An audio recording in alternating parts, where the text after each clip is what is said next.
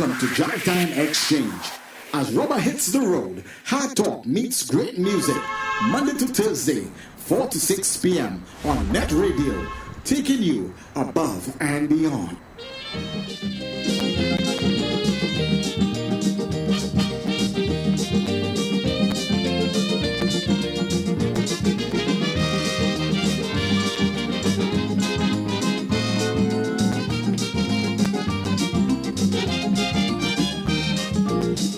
Someone really become a good citizen?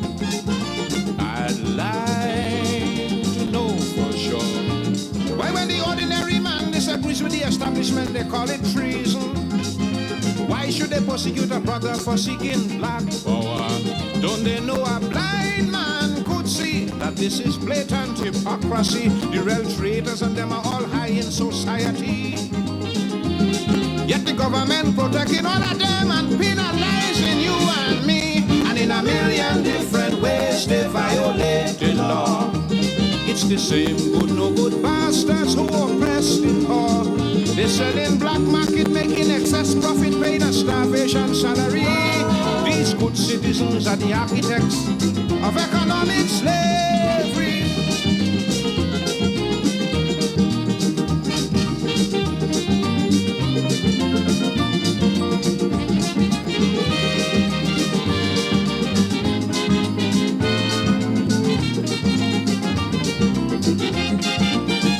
They say you have the right to criticize, but then you are victimized, and without any reason. Many a time you find yourself politically paralyzed by that same good citizen. Yet these fakes and phonies enjoy a long life of luxury while they spread corruption throughout the country. When they should be arrested, they're protected and respected in this society. And in a million different ways, they violate the law. It's the same good no good bastards who oppress the poor. With a false declaration, tax evasion, defrauding customs duty. These good citizens are the architects of economic slavery. And with that, we welcome you inside the Drivetime Exchange right here on New Era TT Radio for a Wednesday afternoon. A good-looking one at that, too. Despite the rains we had earlier on, it's cleared up quite nicely in this area. I'm not sure where you are, how it is. But whether you're here in Trinidad and Tobago, up and down the Eastern Caribbean, or you're streaming around the world, we are happy to have you inside of this Drivetime Exchange. Of course, we are marshaled by none other than our journalist extraordinaire, Mr. Tony Fraser. And it's always a pleasure to have him on the inside. Tony, good afternoon to you. Afternoon to you, Sir Charles. Yes, you're right. Today turns out to be a wonderful day, man. Yes, it is. It really is. Yes. Some rain, some sun. And what was evident, if you were close by a radio, any radio station today, it seems as if all radio stations came alive with Sparrow's music. Yes, everybody got the cue. Everybody got the cue. Yes, so as our listeners, viewers would have known from yesterday, those who were with us yesterday knew that we went through a number of the eras of Sparrow, and we talked about some of the music, some of the calypsos that he has sung. We were anchored, as it were, in Gina, Dinah, Rosita, and Clementina. We said quite a lot about that. Our guests, Rudolph Otley, Professor Hollis Liverpool, better known as Chalkless, and Zeno Constance. I haven't seen Zeno just yet. And of course, we have Annette Fitzpatrick with us again this afternoon. Welcome to the program, Annette. Good to be here again. Thanks for having me. And you have lit up the screen. We're only looking at ugly men like myself all the time. You have lit up the screen. Welcome to the program. Thank you. I'm glad for joining us. And I suppose, Charlo, we will see Zeno in a moment, but that's a good place that you to start off the discussion. the song that you played a part of, and we're going to continue playing it in a moment and ask our commentators to talk a little bit about it.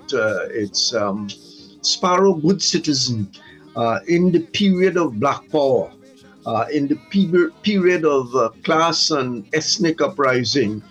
Sparrow, as I said somewhere, wasn't Valentino or Stalin on the streets, but he was looking at the social classes in the society and how they contribute as good citizens. Annette, you want to start us off? Okay, I would have missed the opening calypso because I just joined. All right. But it's okay. I mean, I think I have an idea of the calypso. Yeah. It is so very cogent and applicable today because, I mean, he more or less is sort of critiquing this good citizen, what we look up to, who is really a bad citizen.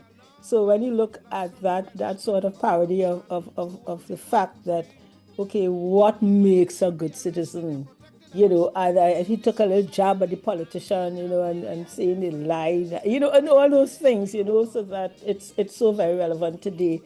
But I would give way to Professor and Dr. Otley as well.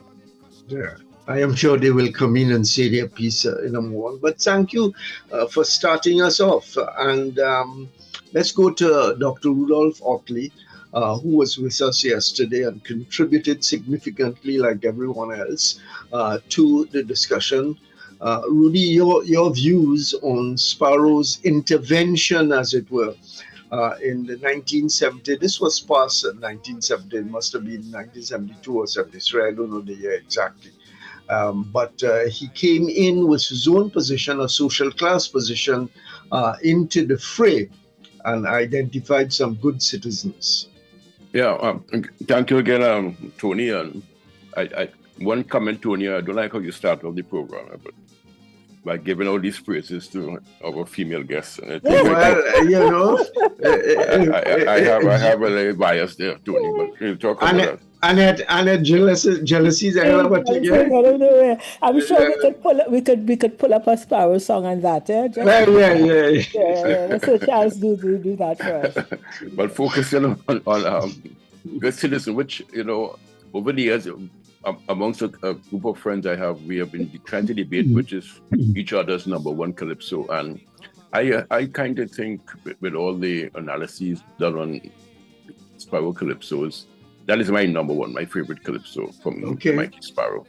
It has been a long road trying to reach that point of saying that based on all the good ones he's had. But what I like about it specifically is about the fact that, as you rightly said, in the 1970 era, Sparrow seemed to have been really fighting not only against the society, but against himself, in that he was caught in between the changes that were taking place out of the Black Power movement, whereby we had the beginning of the evolution of soca.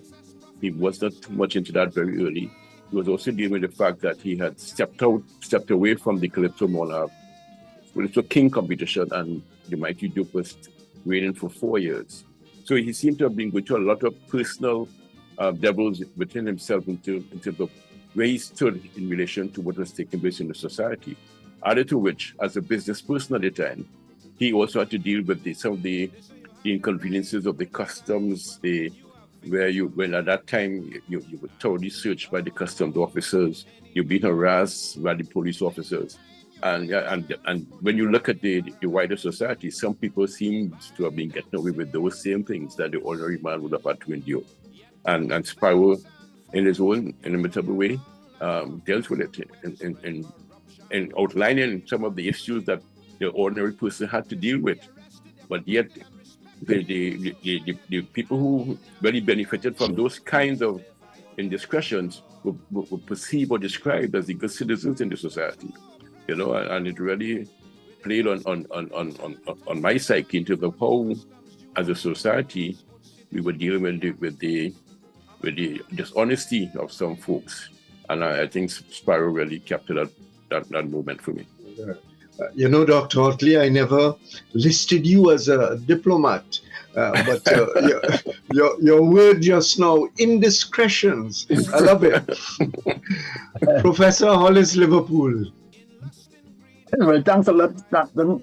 I didn't know I had to come out today, but I was very, very busy today. But, but I'm here because I am doing a book right now on Books is Sharp. Okay. And I sent the book to them, and when I thought that they had everything well done, I had to do over the whole book because the people who are doing the book, they are printers, but they don't know how to put in a reference and how to put in text quotations. They don't know. You see, because I don't know, they need training, man. Training. Yeah, they aren't printers then. One thing, both you and Dr. Otley, you are not giving us your picture today, so put on your camera. My camera is on. I just want you to look at Annette Holy. I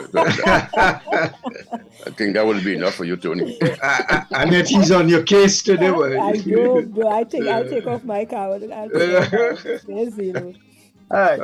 Go ahead.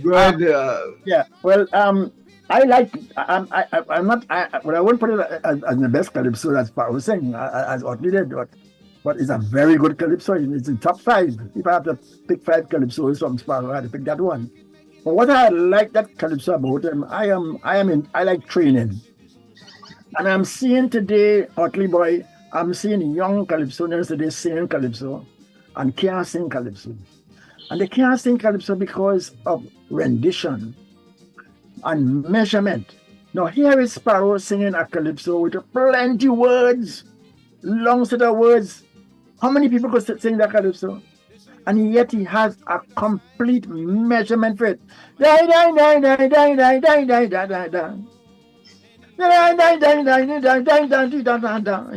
Correct.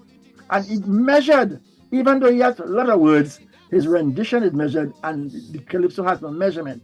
A lot of calypsos today don't have measurement, and young calypsons don't know what it is to be measured. You could, for example, I don't want to call people name, but I spoke to a judge about Coco, and he told me, he said, but other people like Coco, he said that when they sing calypso, it's like they eating a hot dog, and the hot dog out of the mouth. They always have a piece to put in. But here is Sparrow singing all those words, and yet keeping complete time, and every line is measured, and that's the point that's what I love about that calypso. Secondly, Otley said something yesterday, one of my sayings also, that a good calypso is timely and timeless, meaning that you can sing it today, you can sing it tomorrow, you can sing it anytime. And that calypso is a calypso for Trinidad and for Trinidadians, looking at what happened in society with the so-called 1% and 10%ers, etc. You can sing that calypso in the morning and get a good crowd response to it. And that is the beauty of Sparrow. That's why I said at the beginning that God has given more gifts to Sparrow than any other calypsonian alive. All right, we had a check on God about that. Zeno Constance, welcome to the program. You're a little bit late. You might get penance if you come into your best class late. You might get penance. All right. Go ahead. Good. I might have to, because as you saw yesterday, my Wi-Fi dropped twice and I get boot out twice. So if Charles see me out of the pit, bring me back in, that means outside waiting again. So I'll have a problem again. But I hear, and I assume we are talking about good citizens. Because Yes. I make a good guess. But let me just make one little contribution there, and that is to do with what Chocolate just said there. And in layman's terms, he put it in more classical terms, but in layman's terms, Sparrow could take an 8-line beat and fit in a 14-beat word, 14-beat word, and get to the fit. Now, if you look at Kitchener, that never happens. Kitchener is exactly. Correct. And yet, if you take anybody else and he is correct, Chocolate is correct. You have had Californians, they have 10 words in the line only have 8 beats, and they're fighting to make it reach. And sometimes I just say, oh gosh, I can fix that for them. It's so easy, just take out the D. Not with Sparrow, tell him what you want, it fits in perfectly. So yeah. I have heard also that he had a fine ear for the music, and he would scold the band if they went out of time. Not being a musician myself, I'm not too sure how that is interpreted, but he understood that kind of thing. And let me add something as what Zeno said there. And if the line is too long for Sparrow, notice that just how a saxophone would fill a space between two lines, Sparrow going to fill that space with some of the lyrics. So he brings some of the lyrics this is the second line, but I want the third line, but because the third line so long, I want to save some of the second line, the third line down in the space. In the space, in those words, and it goes smoothly. And young Calypsonians said they can't do that. They can't do that. Just to record the reality is that today is the actual birth date of King Sparrow, and he's 90, and we surely wish him all of the best. I saw a video with him today earlier, but I suspect it must have been about 2 or 3 years ago. Somebody was talking to him, one of the American television stations, and he was close and stacked in a certain kind of way, but nevertheless he was there. As I said, I am not too sure. The date was not on the screen, but I suspect it's been a little while ago. So let's go to Zeno. We have a number of songs lined up. Which one you want us to deal with, Zeno? As usual, I'm not looking at the list. You give me a whole series of things to send, and I send many things. So anything you put will be fine with me, because Switch Around we sell easily. So let's all right. From what you had before. Let me give Charlo a choice. Charlo is supplying us all the time. Charlo, take a choice and go with.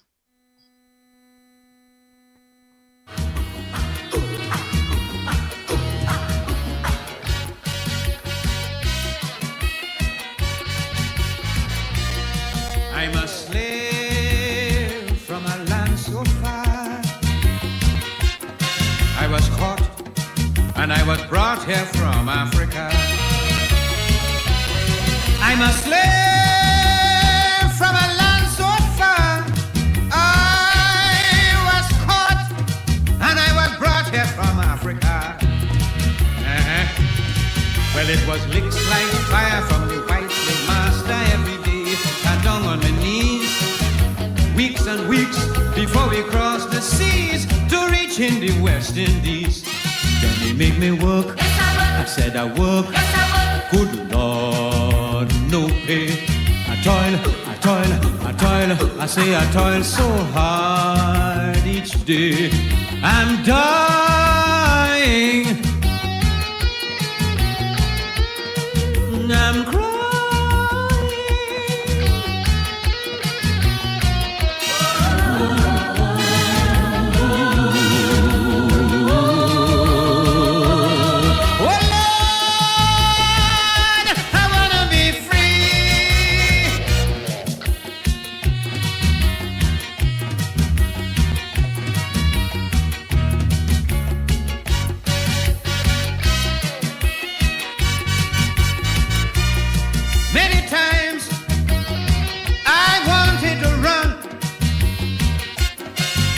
English slave master standing there with a gun.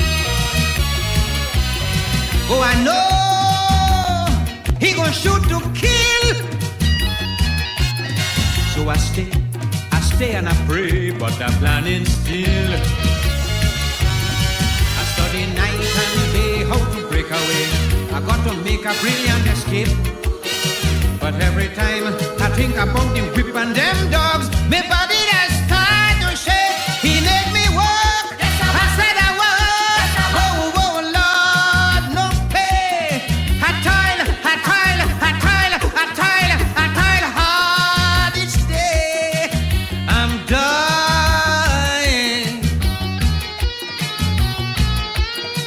I'm crying, Lord. celebrating the birth of the mighty Sparrow today, 90 years old. All right, slave for you, dear Tony. Yes, and I think he exemplifies in that calypso a lot of what Choctaws has been talking about, the gifts of Sparrow, the gifts of voice, the gifts of singing, and of course, for both Dr. Otley and Professor Liverpool, he would have written an essay to put before you here. I don't know how you would mark it.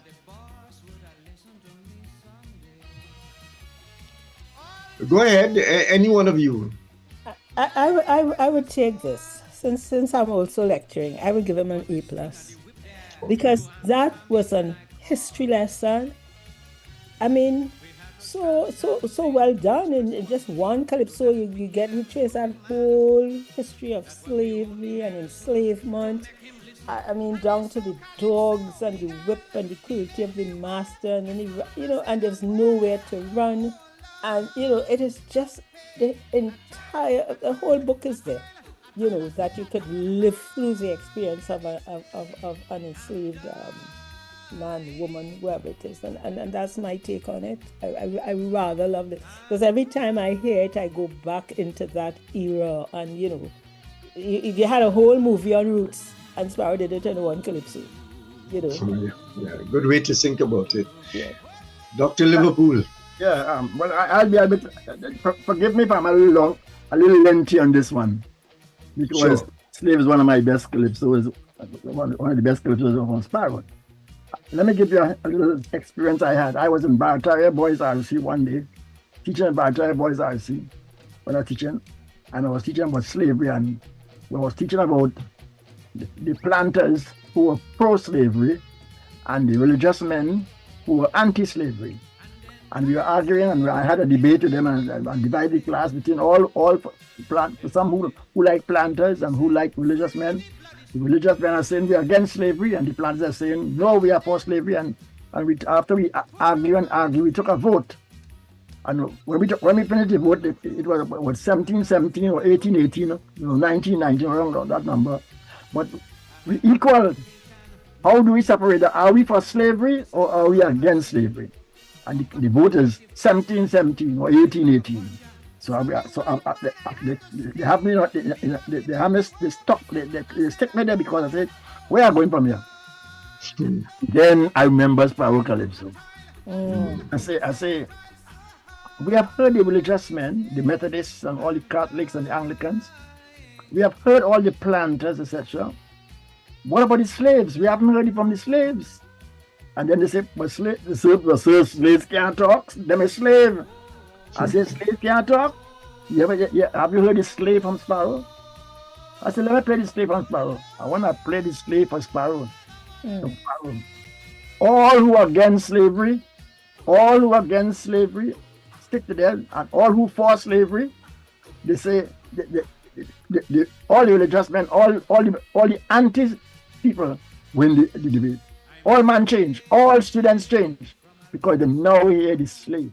They didn't know, they had never heard any book could tell them that slaves could talk and could express themselves and all the whips they got and all their feelings. And here is Sparrow now taking the place of a slave and showing the world what slaves are. But I was teaching in University of the Virgin Islands. And the man in charge of history told me one day, he says, Chucky, it's only when I hear the slave by Sparrow, then I understand slavery. Because he's from Nigeria. He said, I never understood slavery. I never understood what they went through. Because we have so much slavery in Africa at the time. So he said, I never understood. But when I heard Sparrow sing the slave, then and only then, I understood what Africans in the Caribbean went through. Yeah, wonderful. There is a line in the Calypso about slaves or Africans being displaced from their culture and their surroundings. They had nothing and so on. A wonderful line inside Right. there. Correct. Yeah. Zeno. Well, yes. All right. Towards the end of the Calypso is that sense, that sentiment of, well, they say free the body slaves, where we going? that sense of nowhere nowhere to go, right? I mean, and in a sense, we saw the Africans, the enslaved, some of them turned inwards and started to do their own crops and started develop this susut to buy land and so on, but he was able to capture that inside there. Let me take one other point, because as I say, I talk in theater all the time, and I've seen Creole perform this and done a very theatrical. That's true. I mean, even Beach Sparrow is a combination, but his theatrical performance is frightening. That and what you could do with it, and theater-wise. And just for the last thing I want to say about this. And Zeno, before you move there, he had the body. That is, he had the body to Creole letters. He had the body to display this thing. Young Creole. Go ahead. Sorry, Zeno. Go ahead. No, I was about to finish by saying, I almost sure this is the first calypso I heard Byron sing. Meaning, before he became anybody in the calypso world in 71, around 65, I'm sure in our best village, something we had, I think in Cookie, Byron was singing Slave. Now, Byron was actually Byron's uncle, right? Mr. Watkins and his wife, Mr. Mine Pig, 100 yards from where I grew up. So every now and then he would appear there. I mean, we didn't know him as no Byron, and of course, and I spoke to him about this, but he doesn't remember, He used to come there, but he doesn't remember much about it. But I'm not sure this is the first calypso. That's the kind of trivia that Byron had sung. Tony, I'd like to add something, because when I did history in school, I don't know if other people, we did the history that was, when unless the lion tells a story. So we doing the history where the Europeans were, glorified, and it was the English sea dog and, and that kind of thing. And when I study now that Sparrow, how did he know all of this in that way? And I'm thinking of the griot and the handed down information. And where did he find all that information to package like that? Because really and truly, I didn't learn that in school. I don't know if other people did, but to do that, because they hid it from us. We weren't supposed to know about enslavement and that kind of thing. So, it was as if we didn't know we reach here, we just know that, and we moved along until later on in life we find out things, Yeah. So, The information. Tori, let me make a point there. Sure. Back up that point I was making. I think one of the reasons was that we were so diverse from the African in us, that you could relate it until Sparrow do something with the I narrative person, I, and so on. I remember doing history in Form 1 and 2, one of my favorite subjects, and I particularly remember that paragraph on the middle passage, the most harrowing journey of the slave and so on, packed like sardines. And at that point in time, 1965, 66, it never occurred to me that the people we were reading about there's us. True. Never occurred to me. So Sparrow takes and put it as a first-person narrator and says, I, before that happened, before Sparrow sing that song, I would have never thought that the Africans described in the middle passage and on the plantation and so on were actually are. So kudos to Sparrow, and of course I totally agree with Chuck Doss here. This calypso takes us into a piece of, anyway. How calypso began. And how calypso began as well. All of that. Yeah. Our heroes reading that history were Francis Drake and people like that. Yeah. English sea dog, and when they beat up one another, we happy. That's conquered. Dr. Otley. Well, I think most of what I would have said to have been already stated by the esteemed panel there. But one area though, and again, I know Anna said she'll give him an A+, but I probably give him an A-, because one of the things in terms of how we presented the work in terms of slave and slavery, and again, given the masculinity of the day and the role of the Calypsonian and the person of the Calypsonian as male, there's little or no reference to female slaves. Now, one may say you are picking at things when he said slavery is generic. But there were other dimensions of slavery which women alone endured that he did not deal with in the calypso. And again, you don't want to pick too much, pick 25 points out of it, but I'm saying, for me, it would have been more complete if he had dealt with some of the rape and the sufferings that women endured during that would. But isn't he seen as a sexist as well? He always, the man in I never I don't see him as a sexist. I understand the scholarly approach to it and that kind of thing, and I totally endorse that because we really went through. As a divas man, I would see you looking at the whole picture, right? But no, but the side of it. Let me just add one thing before we close that. Is that I spoke with Sparrow once, and after he sang the slave, and he came and tell me, he said, you heard his. Did you hear the slave voice? I said, the slave voice? Yes. He said, you don't hear the slave voice? Another person hear that and they don't understand the slave voice. When he says, but the slave crying. Crying there, but he was really doing that because he had like to say, everything is for him. But that's the slave crying there. Yeah. Remember, he was the Congo Man too. So. Yeah, well, that is the correspondent piece, as it were, that Charlo is going to supply us with in a moment. But Chokdas is talking about the voice, and I have found that the capacity of his voice, moving from one character to the other character, wonderful. Yes, great. You wanted to say something, Dr. Liverpool? I thought you were going to say something else. No. All I can say is rendition. Yeah, rendition. Rendition, Father. Rendition. Yeah. You had the power all over there. Rendition is not just saying words. It's how you see them. How you see them. He created a play, right, Zeno? Yep. Theater. Right. Theater. Pure theater. Chalo Congo Man.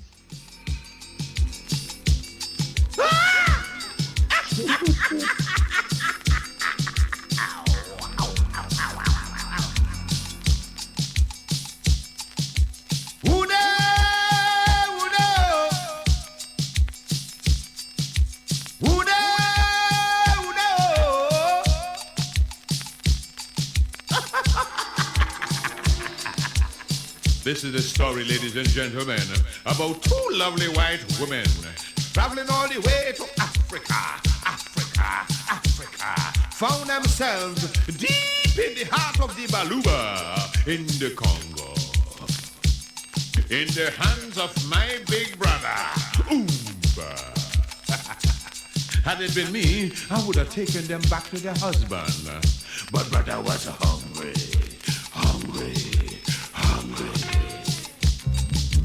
Two white women traveling through Africa.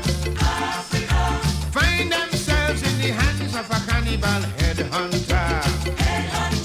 He cook up one and eat one raw. The taste so good, he wanted more.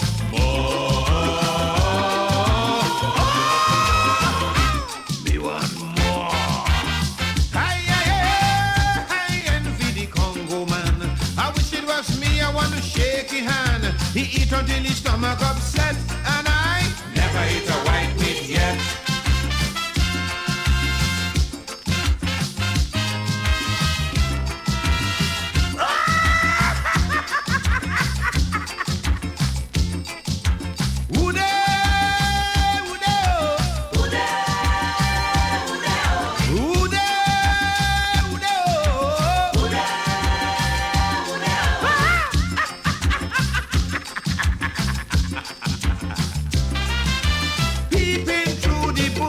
To see what's taking place. There I saw the Congo going to take a little taste. He opened the eye and he started to grin, rubbing the belly and he mumbled in.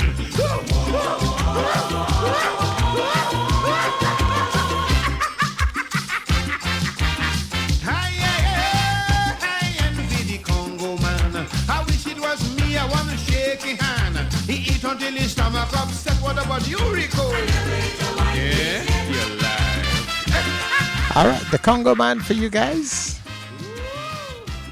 Was the Congo Man taking revenge for his brother, who had been so, as we talked about a moment ago, badly treated? Professor? Well, what I like about that calypso is that most people see the cannibal. The Congo Man is a cannibal. That's what I'm thinking. When Sparrow begins with that raucous laughter, etc., and then Sparrow singing sex. Exactly. It's a salacious thing. Everybody see the sexist form in that calypso. And I don't want to say these things because Annette are wrong, but Now, man, you can say it, Bob. he's talking about oral sex, eat you raw, and, is it right? But he has a way of putting that all these sexist moves, according to Patricia Mohammed, and all these sexist ideas into songs that you can't see and you can't tell him nothing. You can't tell him nasty.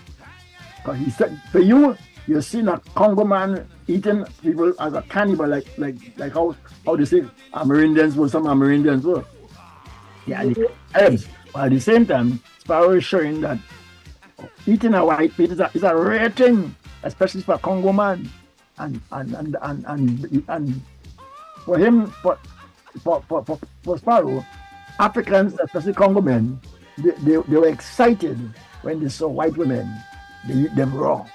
White meat. So Tony, you might then follow this up with saltfish, don't how you think? but Tony, if you don't mind, if I interject, sure. A quotation from Professor Role in one of his books, I think, The Scoffing of Violence, when in his analysis of the Congo Man, he stated, for example, the Congo Man attacks the most powerful taboo of colonial society. The taboo that sought to forbid black and white miscegenation, intercourse, or love. Congo Man, according to him, grew out of news or rumors of Belgian nuns and priests being beaten, raped, and killed in the Congo in a daring, mocking, macabre challenge to the hypocritics of the society. Sparrow's cannibal laughs and giggles. Sparrow cannibal laughs and giggles triumphantly as he defiles the ultimate symbols of decency and respectability by feasting on them. It's quite literally festive. In other words, it's as Professor Vapul was saying, it's about sex, yes, but it's a joyous sex, whereby it's taking revenge also, but it's also saying, I'm doing this not only for me, but for my ancestors.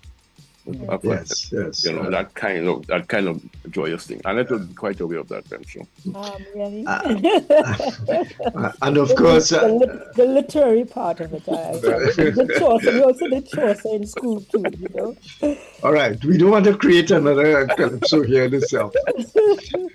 But seriously, one of the things that your quote from Roulet is this was a symbol of white supremacy and also white, if you like, congeniality, because the nuns and so on who went to the Congo, they were supposed to be all heart and so on, and Sparrow had a different view. Sparrow's friends, his brother in the Congo had a different. Zeno. All right. Let me do a drag workout out here. Workout, I think Jim and Mountain says, is this rage for whiteness that has drive niggers mad? And I want to back up that with what Elwich Cleaver had said. I think it's so nice. I hope I'm correct. About how he went out to his way to rape white women. Almost trying to conquer the inner self of your inadequacies, because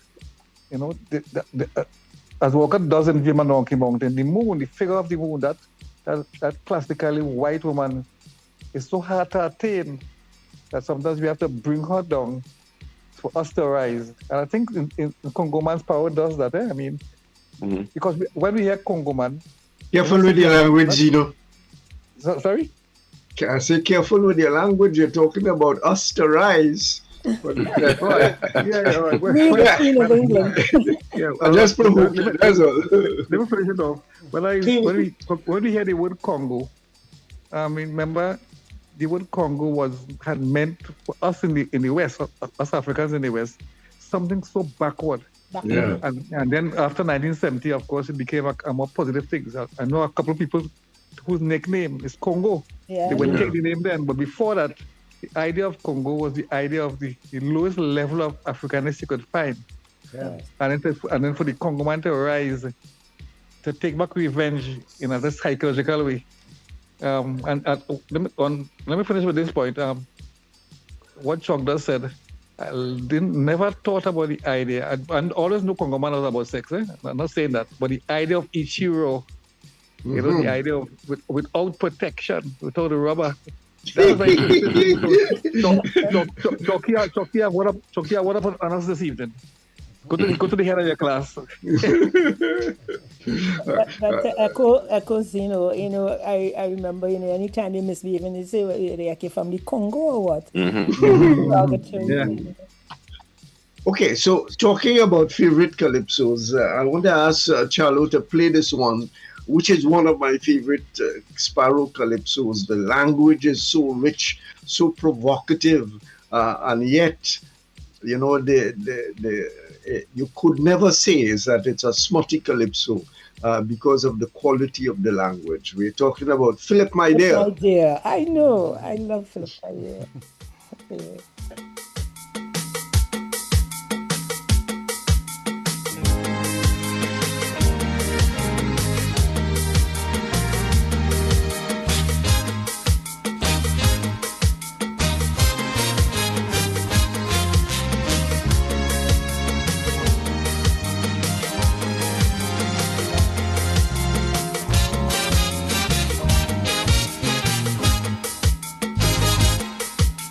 Prince Phillip was not in England.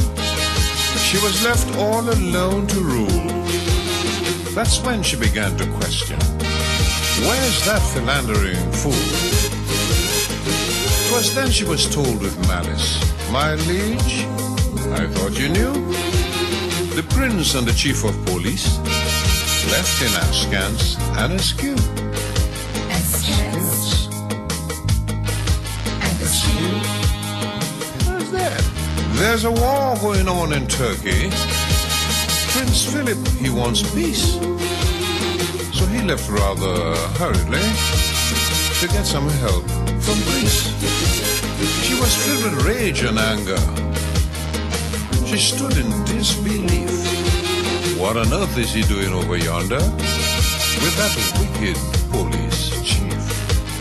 Wicked police chief. Now, in representing England, we know and we expect, after negotiations, sometimes you give, sometimes you get. I know Prince Philip wouldn't, but the chief, he can be cruel. Oh dear, I hope they didn't go all the way to Istanbul. To East and come on home immediately, she said. Buckingham Palace is in a mess. The kids have all gone, Batty. Your damsels in distress. So she met him at the palace gate. Did you have fun? Pray tell. While you were gone, I captured a burglar. So take heed and listen well. Philip, my dear, last night I thought was you in here. Where did you go? Working for good old England, boy, but you're missing all the action. My dear, do you know? There was a man in my bedroom wearing your shoe, fondling the royal costume, dipping in the royal perfume. I'm telling you true. A man in my bedroom, anxious for a rendezvous, and I took him for you. just like you, but younger, stronger, harder, harder. A man in my bedroom, he came on the bedroom, and I took him for you.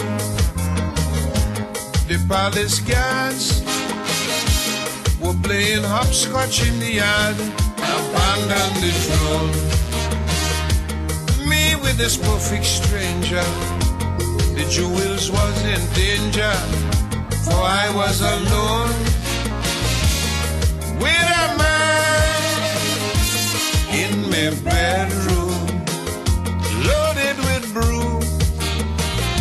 Yes, this malodorous urchin on top of my bed was perching like a cockatoo.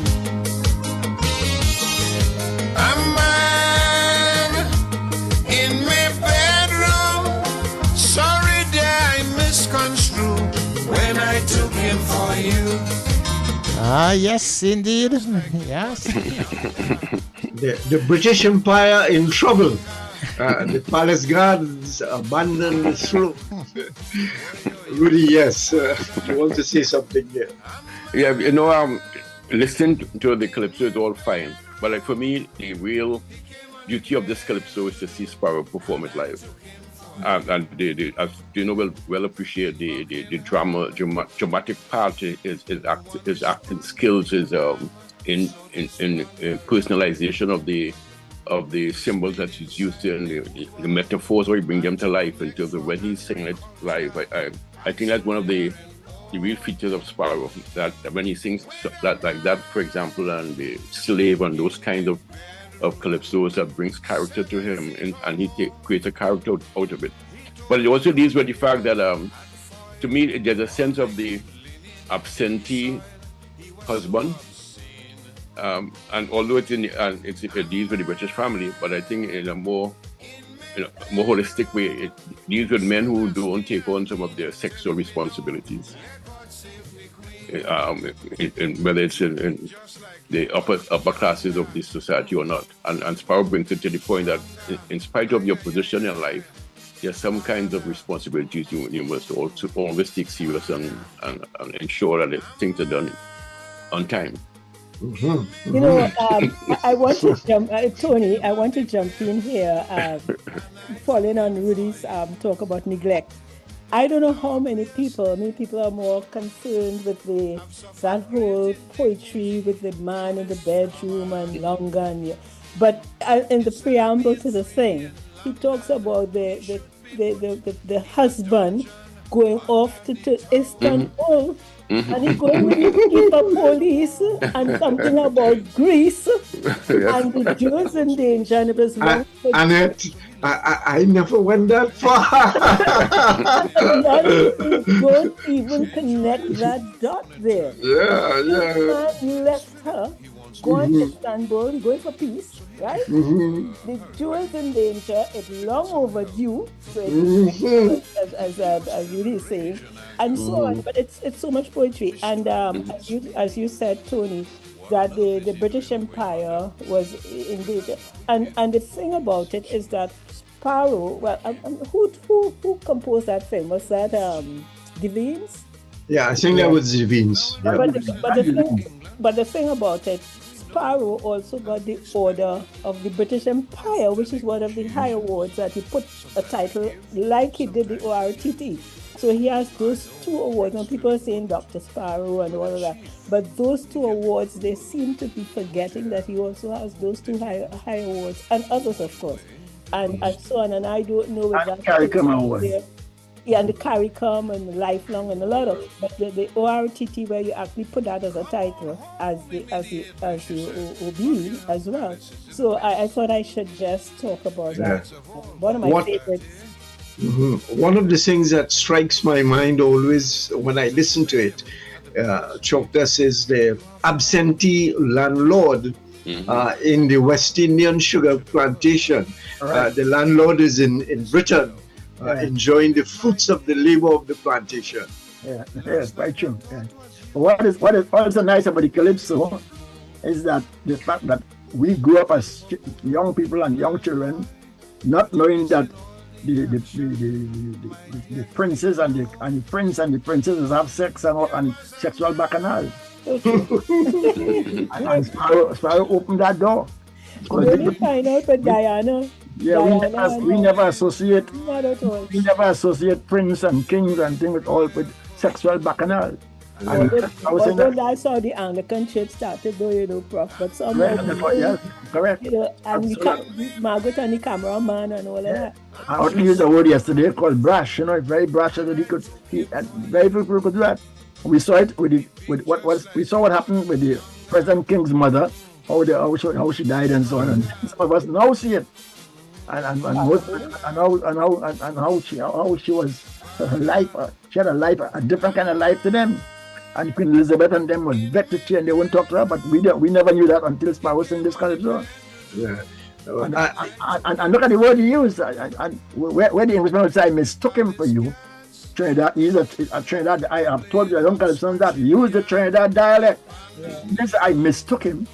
I took him for you. Different thing. I have a little story about this song. I was in Uganda covering a Commonwealth summit, and some colleague journalists were around and so on, and they wanted to know about Sparrow. And I thought I would provoke them with some of the lyrics of this one. If they could have thrown me out of their country immediately, because they thought he was so unpatriotic towards the royal family. They were incensed by the lyrics of the song. Much more if they had heard it, I recited. I can't sing. I recited some of the lyrics to them, and they were up in arms about it. Zeno. Yeah, all right. To pick up a point that Chuck does not make there about, that I took rather than mistook. That is a comedian's dream. The Trinidad phrase, boy, I went on tongue yesterday, I take a man for you. Of course, meaning a mistake, I misidentify somebody. And the response used to be, don't take the man for me, take a man for yourself.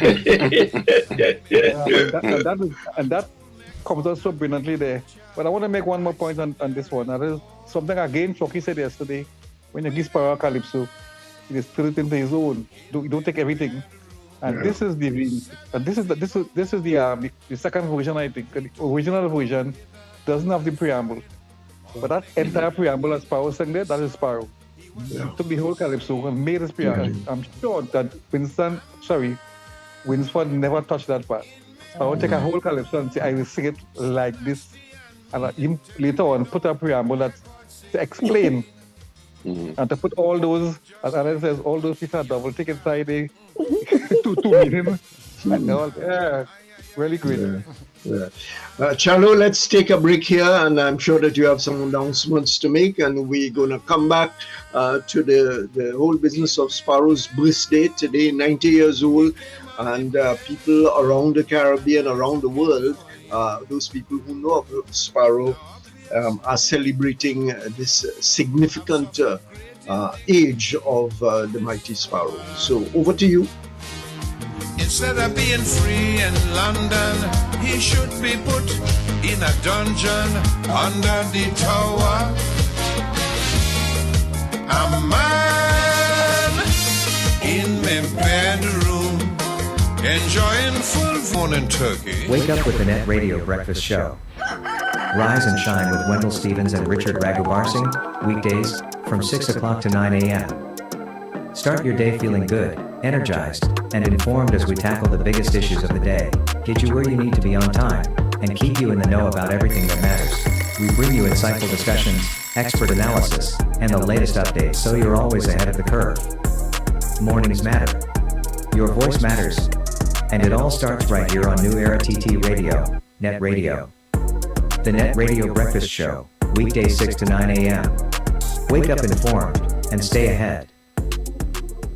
Looking for trusted, affordable security and property services? Horatio Services has you covered across Trinidad and Tobago. We offer battle security, canine patrols, 24/7 protection, and all sorts of private investigations, discreet, professional, and effective. But that's not all. We also provide construction. From building to renovation, we bring your vision to life.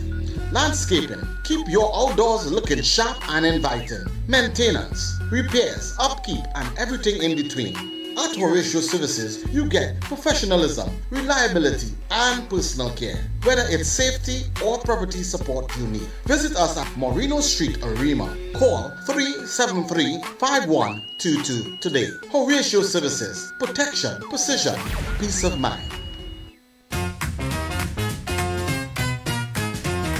Advertise with us on New Era TT Radio, the fastest growing streaming platform for talk in Trinidad and Tobago. Audio and video ads welcome. Elevate your brand with us. Connect with us at newerattradio@yahoo.com or call us at 299-5156. Now what are you waiting for?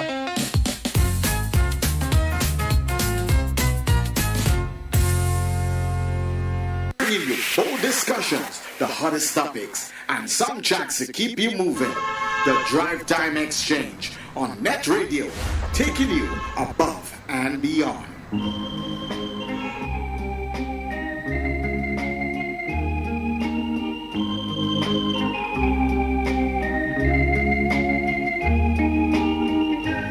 Why do I keep fooling myself when I know you love someone else? Only a fool breaks his own heart.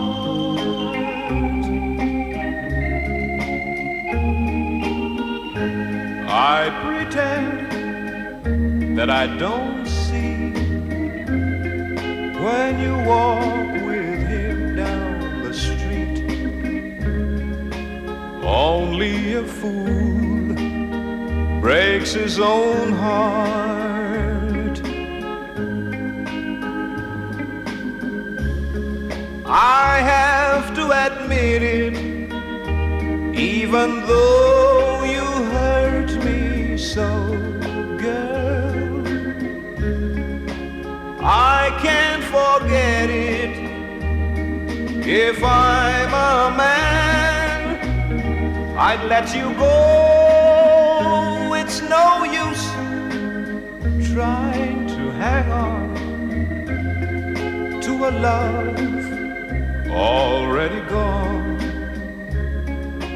Only a fool breaks his own heart. Welcome back to the Drive Time Exchange. Of course, you're listening to New Era TT Radio. Remember, you can get us on newerattradio.com.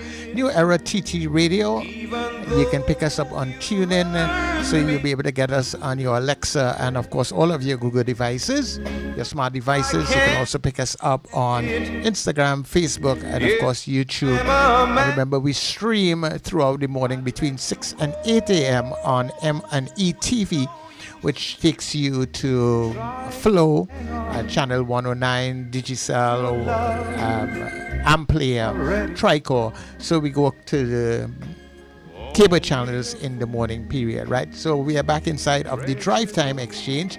And Tony, I played this song for you guys because Mighty Sparrow, in going through his music and his collection, it seems that he has sung almost every different genre of everything, whether it be political, ballads, chutney, he seems to have done it all, gospel, everything. Mm-hmm. Yeah, and he clearly has the voice for it. Yes, folks, any responses to Charlo's selection? Oh, I think, yes, when we talk about Sparrow delving into different genres of music, as Charlo rightly said, he's done it all. And within the calypso, there's so many love songs Sparrow have given us. Can't Make Love Without Money, Meme, Maria, and I think in 2004, that last one he did, where he showed the role where he's doing everything for this woman, but yet she left him. Prof, you remember that song? I can't remember the name of it right now. But yes, but Sparrow, and the fact though is that he, unlike a lot of the other calypsonians of that era, he was a trained singer, and that really helped him in terms of the delivery of those different modes of calypso. And I think there's always the debate, and even among some calypsonians, that there are no love calypsos. But in Sparrow's repertoire, there are so many love songs that we probably either we don't understand them or we dismiss them because we don't see calypso in the mode of love music. And it's something that Sparrow brings forward. That song, which I think he won an award, a Dutch award for that song, within Europe as number 20 on the international chart. It was on the billboards for a long period of time. Mm-hmm. Yeah.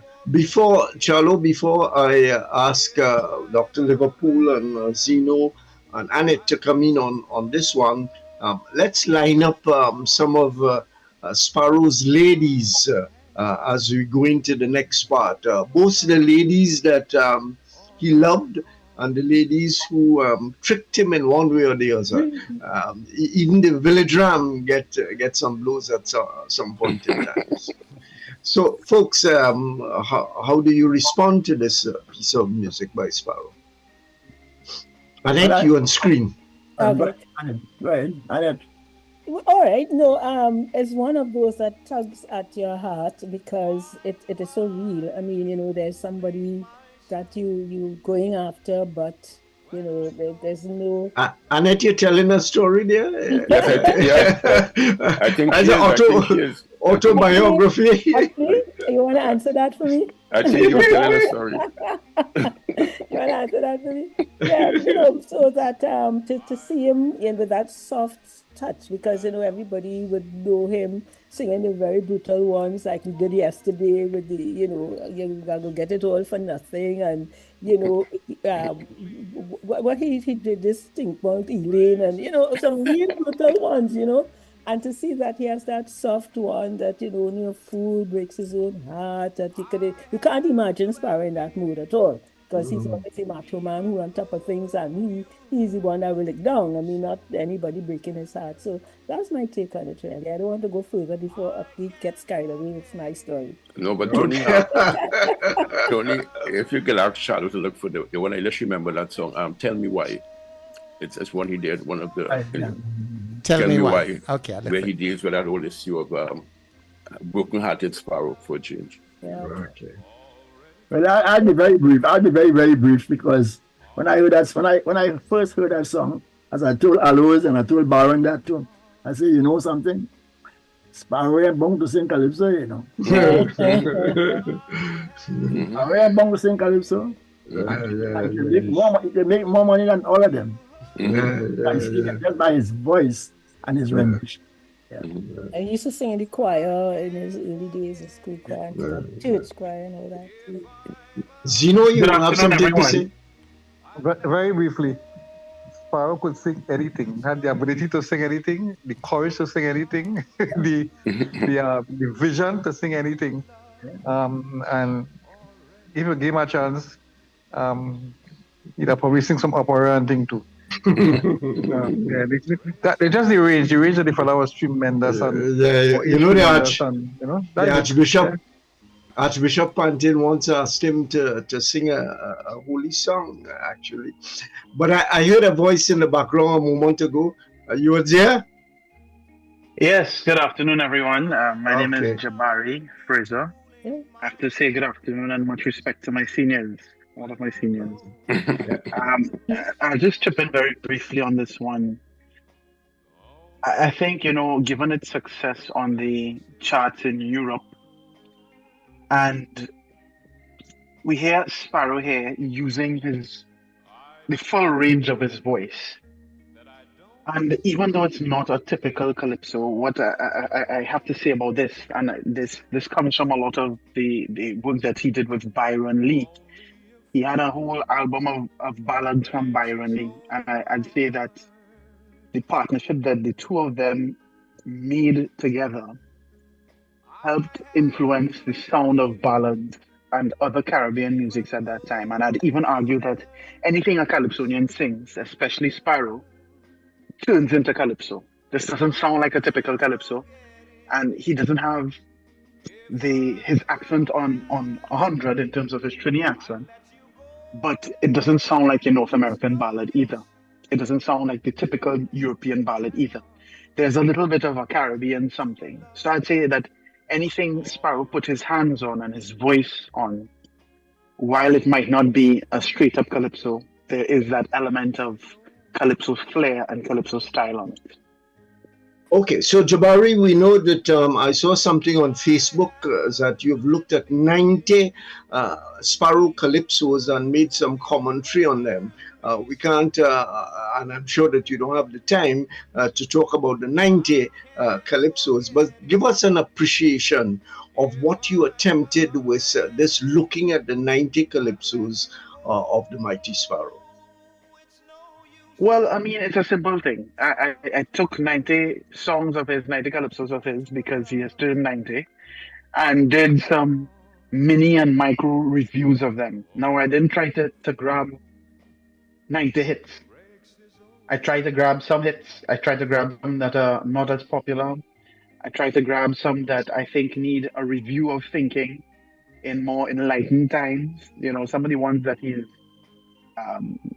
mean and terribly mean, some of them, to women, or you know, he sings in a violent way towards women, and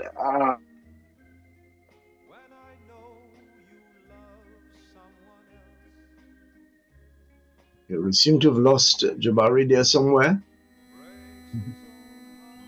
If I can add, while we lose them, and before we find them again, if I can add, most of the Calypsonians today, when they sing songs, they Africanize them. They sing them in the African beat. They sing them in the calypso beat, the rhythm. And Rose does that. Baron does that. Most of them they sing, they Africanizing the calypso, and so people can follow them. But what Sparrow has done in this one here, only a fool, is he's singing a song, and he's singing it better than the Americans. He's singing it better than that they could sing it. You know, that's why I say he ain't born to sing calypso. He could sing the song in the blues tempo, in the American tempo, and all that in their tempo, and beat them because of the voice and the voice range he has. So you have to do like Brown and them Africanizing it. Just sing it. Jabari, are you back there? Yeah, I don't know what happened. Are you hearing me? Okay, we're hearing you now. We know you're about to leave soon, so finish your piece quickly. Yeah, I mean, the point I was making is that I didn't try to grab 90 Sparrow hits. I tried to grab a range of things. The very popular, the not so popular, the crown-winning titles, some of them that need a bit of a review of thinking, some of my personal favorites. And I think that the entire thing is to basically get a range of his songs, to appreciate his voice, to appreciate his lyrics, to appreciate how he was able to take other calypsos composed by other people and make them his own. I heard that point a little earlier. So, I think that Sparrow is the ultimate artist, the ultimate calypsonian. And, another major point, and I truly believe this, is that Sparrow's entry on the scene in 1956 signaled a great expansion of the concepts of calypso. You know, before there were a lot of melodies and existing melodies and rhythms that people sang on, but Sparrow's introduction in 56 and he was so prolific then, we saw the melodic expansion of calypso, and that allowed soca to come in laterwards in the 70s, and for the music to really evolve into soca without, with people already accustomed to the innovation in calypso. Well, it's always good to hear young people talking about calypso. Anybody wants to ask Jabari anything about what he has done and perhaps some of his conclusions out of it all? Oh, that's great work. Thank you. I read, what I do is built on what I read from my seniors. Zeno, Chokdas. I mean, I'm not doing it in a vacuum. I'm doing it with Mr. Otley, all of you. I read what you all have to say all the time. But Jabari, are you going to present a paper or a document that we can review at a later date? Yeah, I published it. I mean, I just published it on a blog, but a formal paper, no, I haven't done that. Well, it would be nice for you to do that, so we can really, sit down and analyze it and, learn some things or get some new ideas from you. Okay, sure. I'll be sure to share it. I just wanted to ask if he was going to continue doing work and just to say he's a chip of the old block. So he did not saying that, he's just saying the elders and stuff. But, own up. There's an old block here. Own up. I used to fight with him because he's a real Kitchener fan too, and I'm a Sparrow man. But I am glad he has come around. Oh no, I mean I am still fully Kitchener is my number one. I just acknowledge Sparrow's greatness, but Kitchener is still my number one. Okay. All right.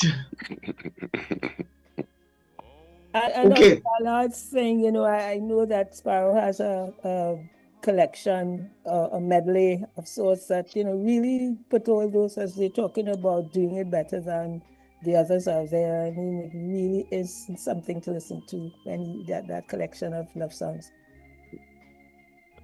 Okay, thank you very much, Jabari. Seem to have gone on right. Okay, and Charlo, some of the music that we talked about. Let's get into the music time.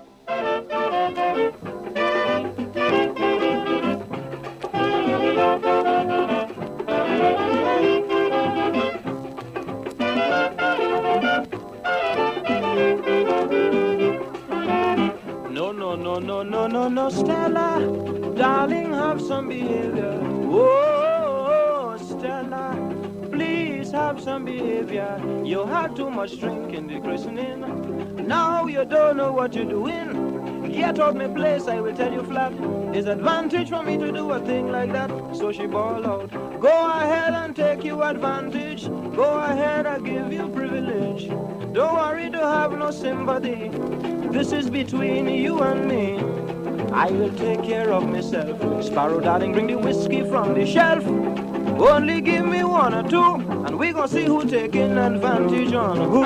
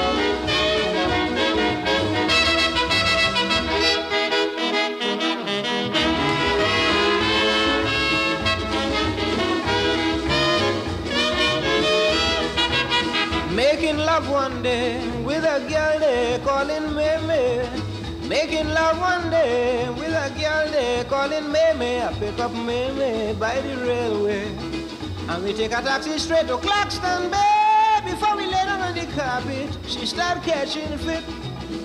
Darling, don't bite me, honey. I never had a man to ever do that to me. I do, darling. Look, me paws raise up. You're making me feel weak. Stop, Sparrow, stop.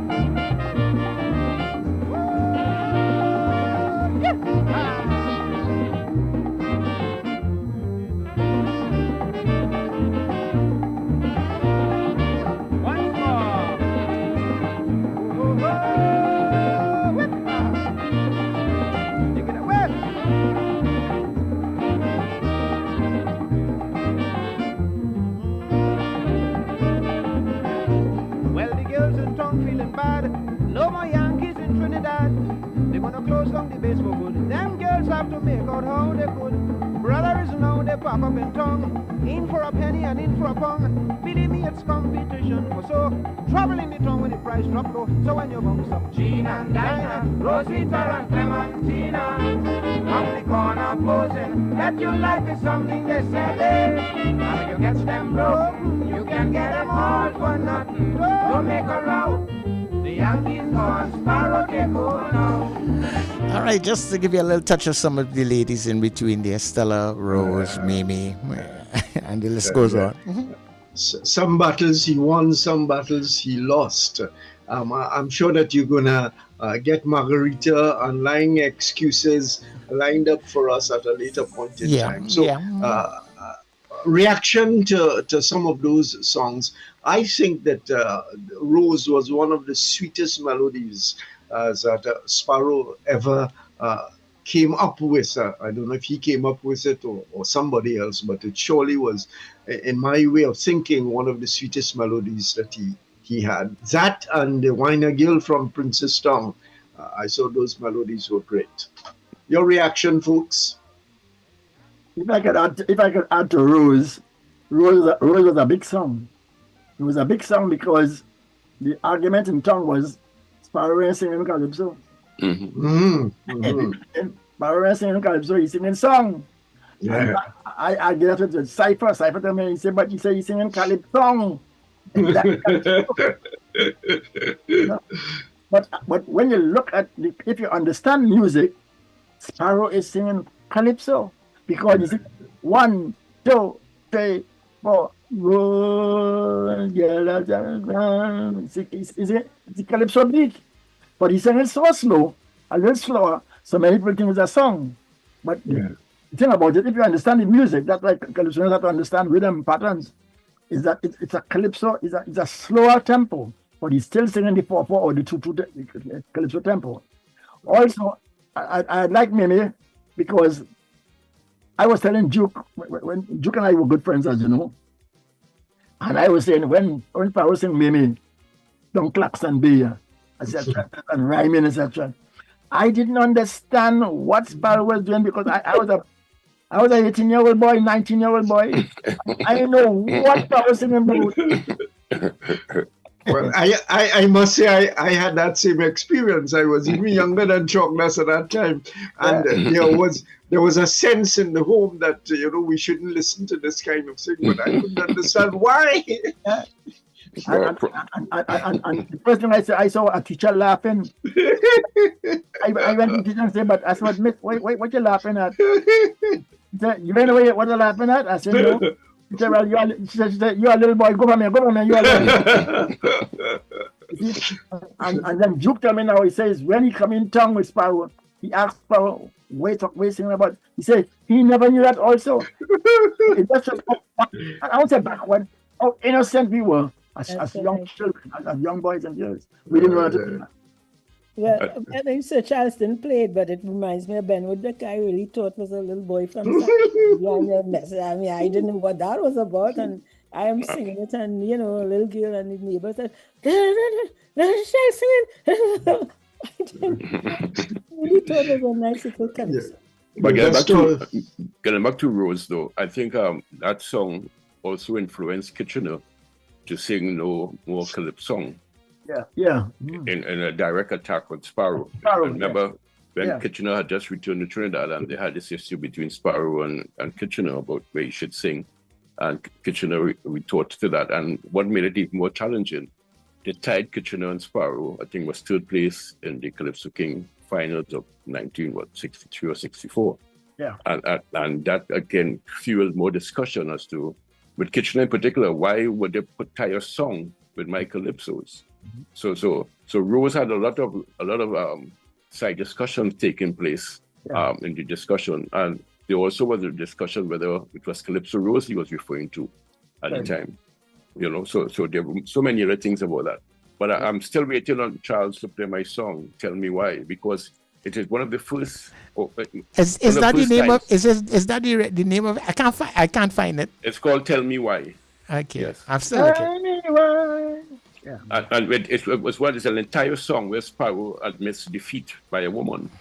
I mean, in other songs, he may end the song and with that kind of positioning. But this song, he admits that, you know, he'd been outclassed, he has been out vibes, he has been out everything. And I think it also shows the maturity of Sparrow and in understanding the role of women, the changing role of women in the society, and how even the mighty Sparrow could be controlled by women. Yeah, and in fact, in Bermuda Girl, he ran away from the women. Yeah. One line was, "I thought you were the village ram, but you're looking like a bloody lamb." Zeno. Okay, just a couple things. I mean, to add to Chogdas's query about Rose being a calypso, not query, identification, is that Rowless once wrote or once said that one line in the calypso makes it a calypso, you know. He said, "Rose, you're looking for blues." Love songs don't have anything in it. No, pop songs, love songs, it's just about mushy love, not about that. And on Meme side, you know, I've always said that to me, Meme is the first explicit calypso, well couched and all that, long before Shorty's Art of Making Love. Yeah. Because, you know, everything was so well masked before. But Meme is not simply a calypso, but about sex with a woman, you know. It also is about oral sex. Correct. And it's so, well, let me tell you, that oral sex part I didn't get till I was big. And maybe I could finish this thing here about Sprang Along telling me that when Sparrow Big says Sasaye, 69, Sprang said, in mother, in the middle of the calypso ball, "Oh, gosh, Sparrow, man." Now, you know, it was a patois inside there, which Sprang knew none. Yeah. Sprang knew no patois. And Sprang said when he get big enough to confront his mother, he said, "Holzo, so and so and so and so," and explained to him why he didn't know the patois, what Sparrow was actually saying in Sasaye. Very interesting. Very interesting. Kind of thing. Yeah, all right. But Zeno know that part with the love and blows and so on. We forget Sparrow say the way for her to love eternally is to bung up she eye and bruise up she and she love eternally. So that's an original with Attila Calypso, which Sparrow at the end of it all. Yeah. Then they will leave you eternally. They will love you eternally. You can't be them in the 1980s as there was in the 1940s. At all, but you know. The one with No Money, No Love, where the first time Sparrow admitted that you know, she have a man in South. She packed her shoes and she go, no, first Calypsonian, and especially Sparrow to admit that he'd been horned and the woman go on and leave him. It took a lot of understanding of the role of the woman and the changing role of the woman in society. So throughout his career, he has dealt with those issues. Although, you know, some organizations have categorized him as a female basher, but I think there are other songs where he has shown his understanding of that changing role of the Calypsonian and the male and female relationships in the society. Dr. Aki, would this be the one that's called Sandra? Is that similar to that? Yes, Sandra also, but I think in No Money, No Love is a very clear demarcation of rules and the economics of relationships. Yes. Where he's saying very clearly, you know, he accept the fact, well, she go on South because she have a man in South. And the man in South could mind her. But if I can get anything no one girl, I don't mind because the man is out helping out. No. And she really put him out. She said she loved him, but you know, I can't live on that. Can't live on that. And again, that is so timely today. Annette. Definitely, you seem to have my, you know. Yes, Charles, give us some more music as we go along. We have some time left.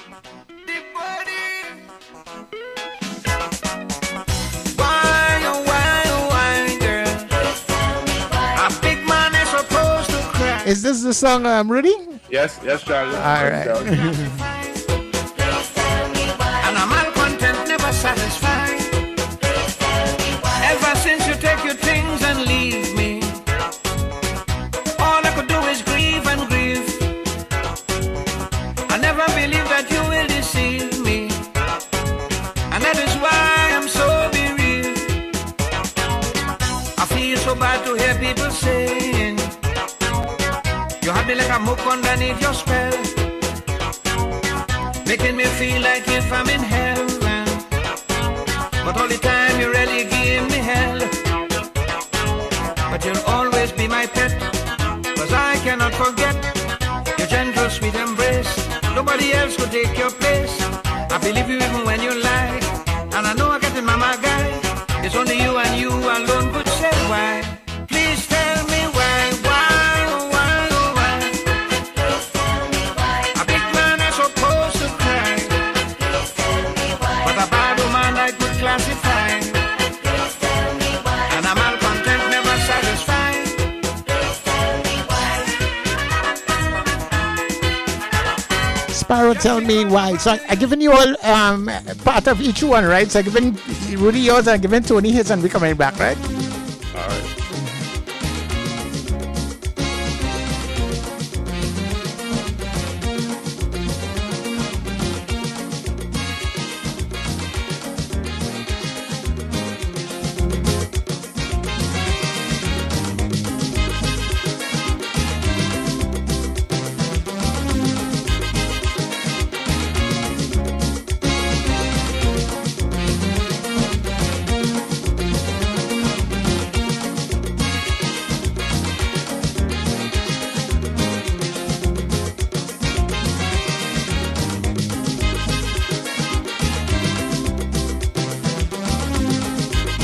Dumpling, you don't get so mad.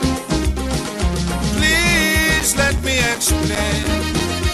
I'm telling you the truth. If you see me with some woman, I don't want to misunderstand. Whatever you might see me do, know my love is true. I'm not being unfaithful to you. Woman, you catch me within the bed. Really didn't have no place to rest your head. Business closed down, she lost, she walk. Disappointed, suffering from shock. Only takes she home so to relax and cheer she up. You know how them things does go. I'm exhausted, she said to me. Sparrow, I'm so tired and so sleepy. Casually she sat on the bed and asked me to massage her leg. That's all, that is all, that is all. Oh God.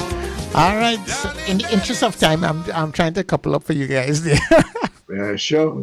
Rudy, you wanted to talk about your song that How you know that is his song? Yeah, that's my song, right? you said so. You said so. You know, he pelted shots at me all after. So I think No, it's because okay. well, as I said, it's an admission and an acceptance of the role of the woman, whereby Sparrow, the battonier, the stick fighter, and Sparrow has suddenly realized that hey, these women are now in charge. They control me, and although I'm doing all these things for this woman, why is she still holding me? Why has she left me? And he used some examples, which reminds me a lot of an R&B song from John Legend, where John Legend talks about always drowned in. And you might be more familiar with that kind of song. Anyway, where he's drowned in, his feet is underground, but he's drowned in still, or some kind of thing like that. All of me. But You know, yes. Dr. Utley, I was thinking Line Excuses was your song, you know, so that's why. Oh, no, not Line Excuses. No. My songs Tell Me Why. No, Tell me why. I thought according to Professor Liverpool, I'm a good Catholic, so I'm not going to lie. So, but that tells me why, and I think it was released in 2002, and again, we have to reconcile the age of the calypso and the calypsonian. I'm saying in 1960, Sparrow would not sing that kind of song. No. You know, He was a village ram then. Yes, yeah, and so that in his own aging process and his own maturity, it fits the role that Sparrow adopted at that time. Yeah. What I think about the lies is the audacity of the man in explaining these situations that he, unfortunately fell into. And he says that there's a line in it somewhere that, people always lying on him and putting him in situations that he's such an innocent man. I think it's I went to a show many years ago, and his wife Margaret was in front, and I was over on the side in the media, and he was singing to her at one point in time, and I say he must be carrying this thing a little bit too far. Zeno, you're there? Yeah, I'm here. I'm here. Your response to the love songs? Yeah, well, one of my favorites is Lulu in play because of the power of the calypso show in that, tackling Lulu and saying, "Girl, the bachi right there." Tell him, "Nah, afraid you make a calypso on me." And that's one I like. But in Lion Excuses is obviously, not obviously GB. I mean, it's Sparrow idea, and GB can develop some of it. Some would say, but yeah. The hyperbole and the outrageous excuses is just great for your teaching of English and literature and so on to make the point. Right. Almost as kind of, but me and the way you're talking about, huh? Professor? Yeah, well, and I well, I didn't like too much that song that what you like. It's a good song, but Lion Excuses is a better song to me. And Lion Excuses tell me that Sparrow is trying to hide his smut. He's singing the smut, and you're trying to hide the smut. Patricia, Dr. Mohammed loves that song too bad. But what I like about Lion Excuses is that young calypsonians is where do you put the phrases in the calypso? Where the saxophone man must come in, trumpet man must come in, etc. And today I have found many calypsos today when young calypsonians singing, the saxophone drumming them, the trumpet man drumming them. When you like excuses, everybody have to come in together and they come in the space. Now your space now.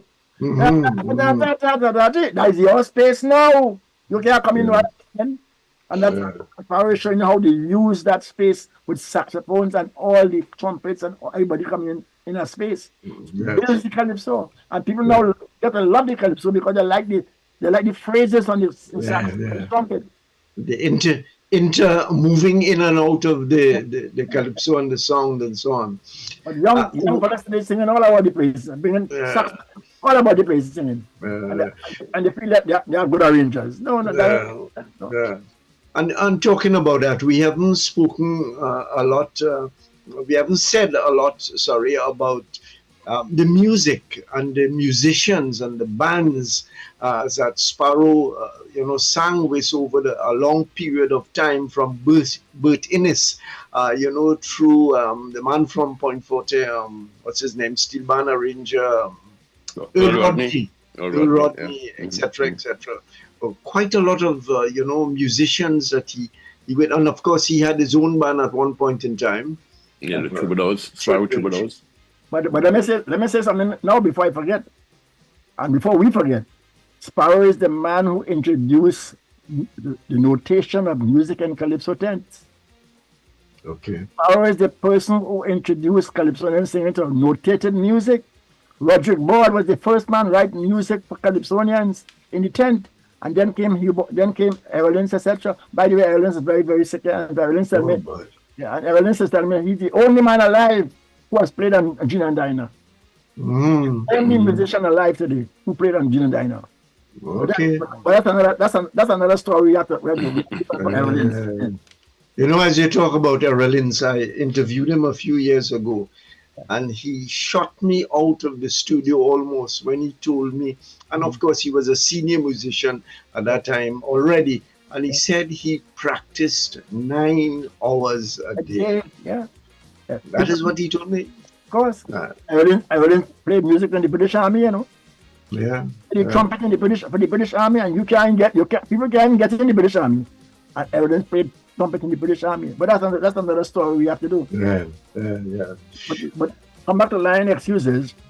When young fellas today are arranging calypso, they don't know where to put the saxophone fill and where to put the trumpet fill.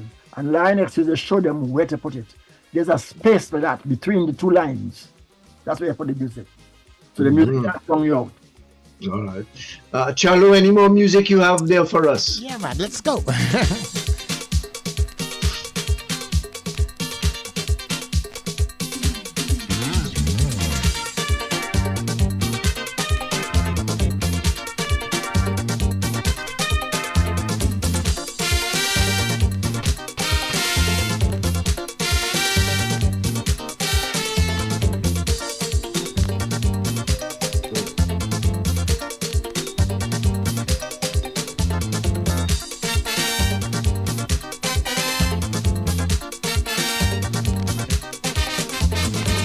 I'm in love with Betty Lou. She sister Mary say she love me too. Both of them, it's both of them, the both of them. I tell she things don't work out so. She say the next sister I want to know. Both of them, both of them, the both of them. Just because I ain't like them scandal, they hire your partner to today. Kitchen, I like all them partner. So I called Kitchi on the phone one day. This is what the old man said. Do it, do it, do it. Oh, come, buddy. Kitchen where she want, kitchen where she want, kitchen where she want. Man, come on. Both of them, both of them, both of them, both of them.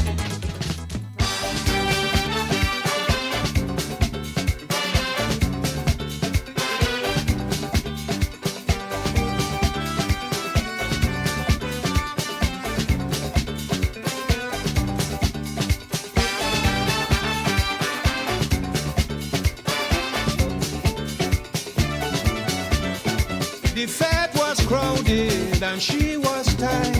While I was grounded, she high in flight.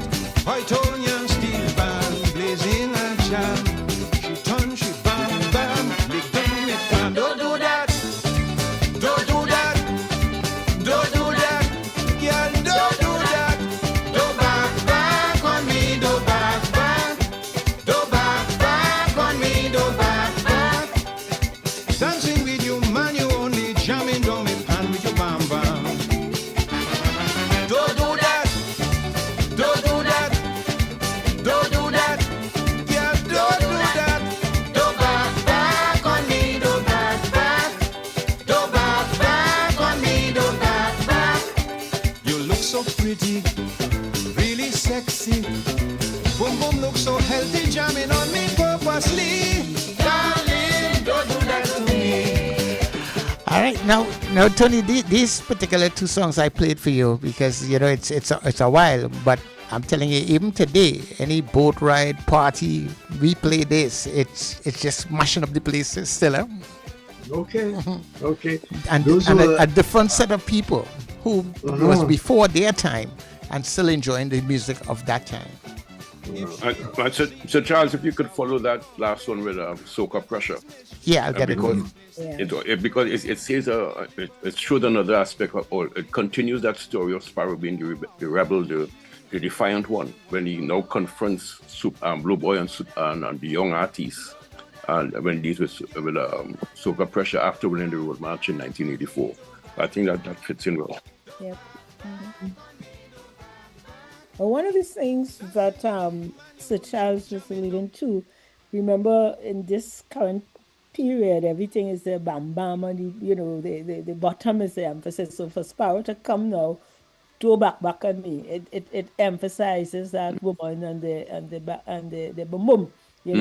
That I think that is why the crowd will resonate with that song. And if we go back a bit to the both of them, how Sparrow is the innocent one. He's doing all the things. Oh wow! Put all the blame on Kitchener. You see, I doesn't mean I know it's Kitchener to do it. He said the old man tell him to do it, man. The old man tell him to Poor do it. Poor Kitchener.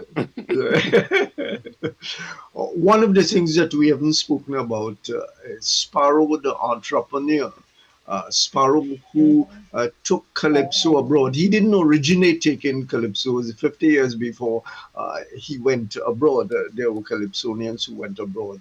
That whole generation of Lion and Executor and so on. But he played a significant role. One of the things that I remember about Sparrow that struck me as being important is that I remember he drove an Opel Capitan that was very pretty with all kinds of wing mirrors and so on. That was an image of a Calypsonian which did not exist before. And then Melody had a red Triumph with those, I forget, the roof that you could pull back and so on. Yeah, Belafonte gave him that. Okay. Belafonte gave him that. Yeah. Right. And I think Sparrow talks about it in Hangman Cemetery, where he talked about the jealous and the envy. And he talked about when he drive around in his, I can't remember the name of the car though, but it was an Opel. It was an Opel Capitan. Capitan, right? When he drive Opel around with that, Capitan. yeah, and he had a whole verse on that whole song, in terms of how people saw him at the time and the envy and the jealousy and that kind of thing. But don't talk to me, because you end up in the Hangman Cemetery. Dr. Otley, as you say, That's a whole thing by itself. Entrepreneurship. Yeah. He had a record shop in an arcade on Frederick Street, right opposite to where Royal Castle was or is. I don't remember.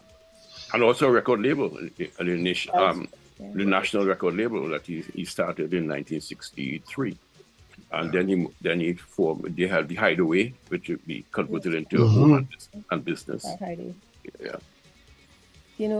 Dr. Otley, as you said, that it ended up in the Hangman Cemetery. I know we dealt with the Bajanism yesterday a lot, but I think you'll know Professor Liverpool that we had a student. We always encourage them to explore all the aspects in the Carnival Studies program.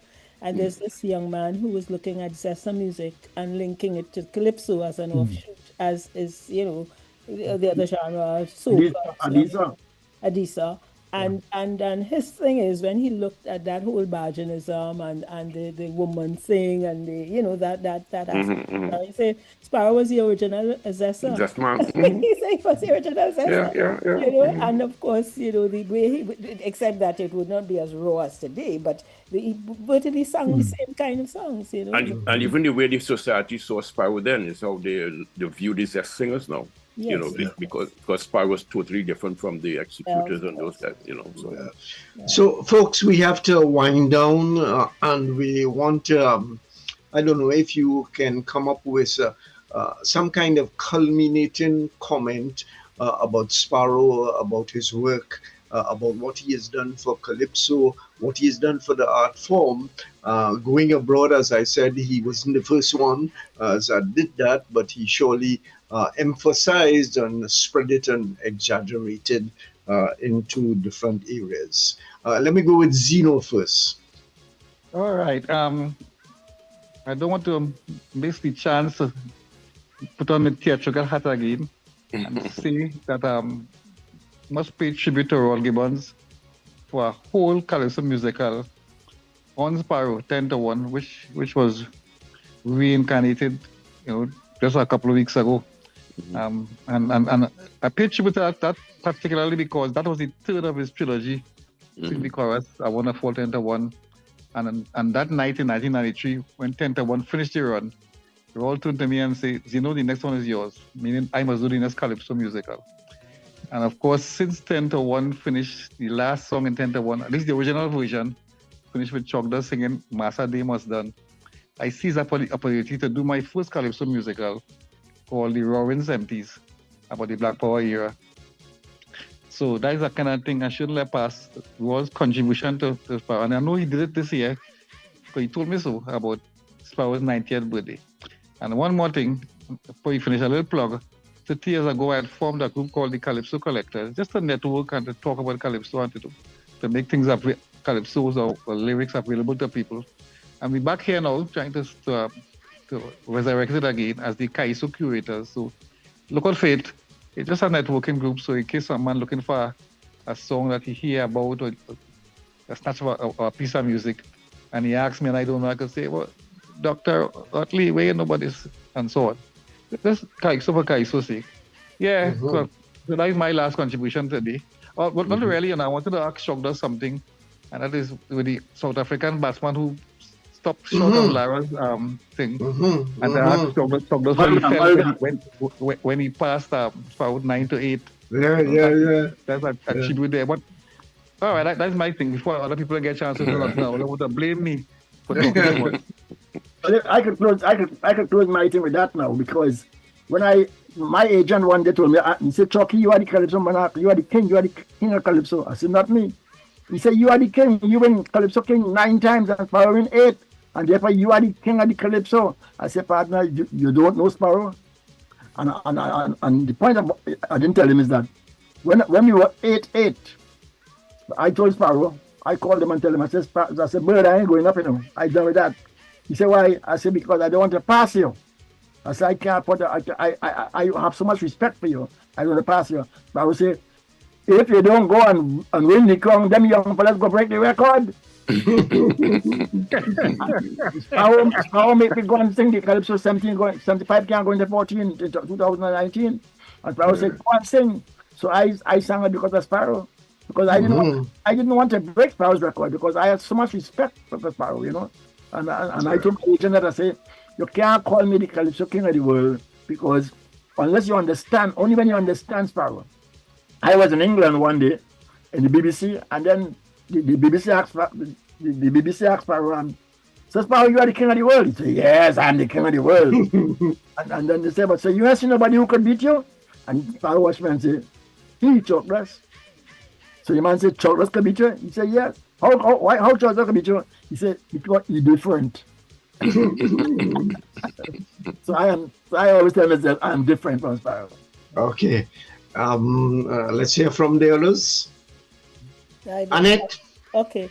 Well, I just want to endorse what Dr. Utley and the others said, that Sparrow, you could trace his whole life story by what he sang over the years.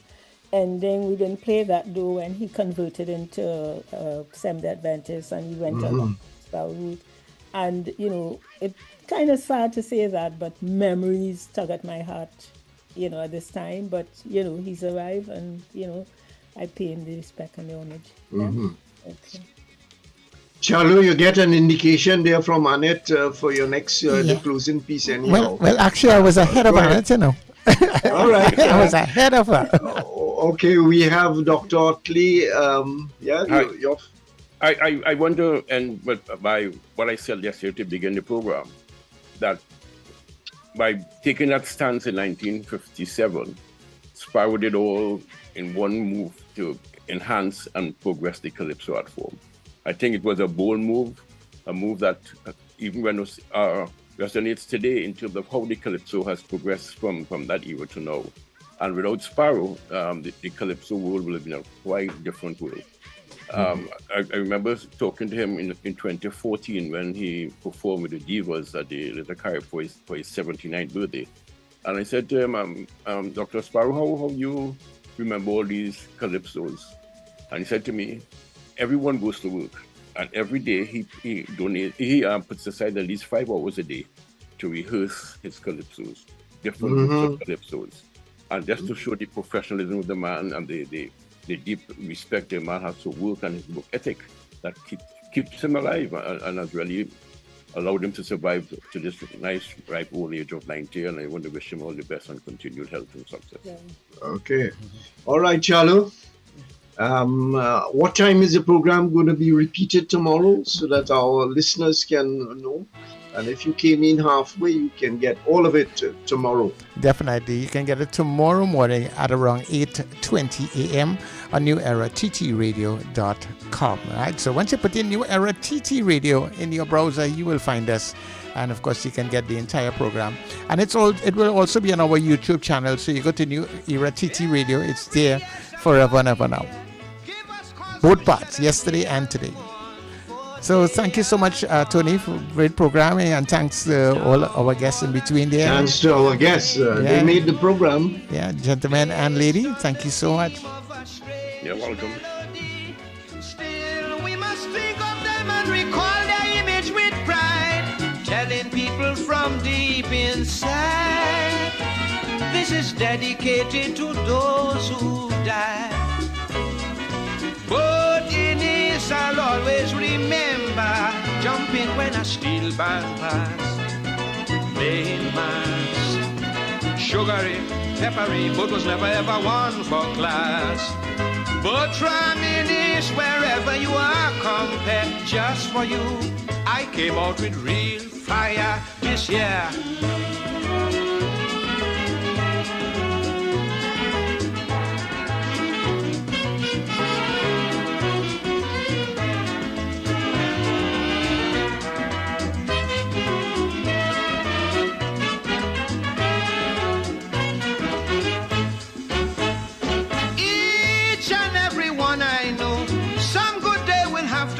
Right back from where they came.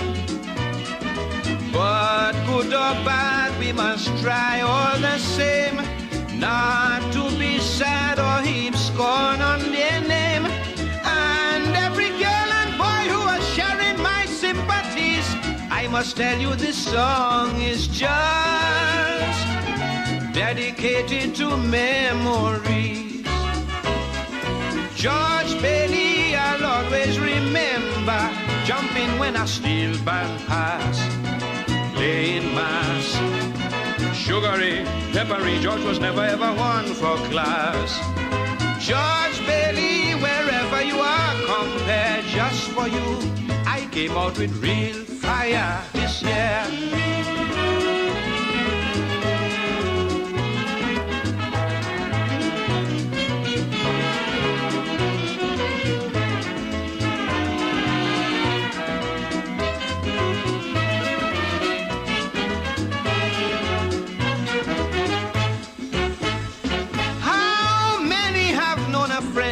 Playing mass down to the end, who will never again. And though we play now and then, thoughts will stray to that dear one who has long passed away. So for this carnival, while you're jumping up, take a break. Try and take in this song I make, to remember for old time's sake. Jah prophet, I'll always remember jumping when a steel band passed, playing mass, sugary, peppery. Jack was never ever one for class. Jah prophet, wherever you are, compared just for you.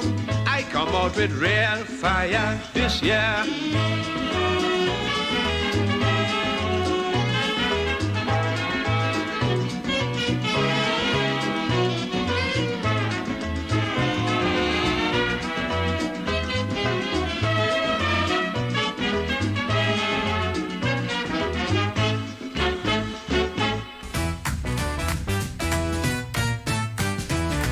Advertise with us on New Era TT Radio, the fastest growing streaming platform for talk in Trinidad and Tobago. Audio and video ads welcome.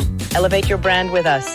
Connect with us at newerattradio@yahoo.com or call us at 299-5156.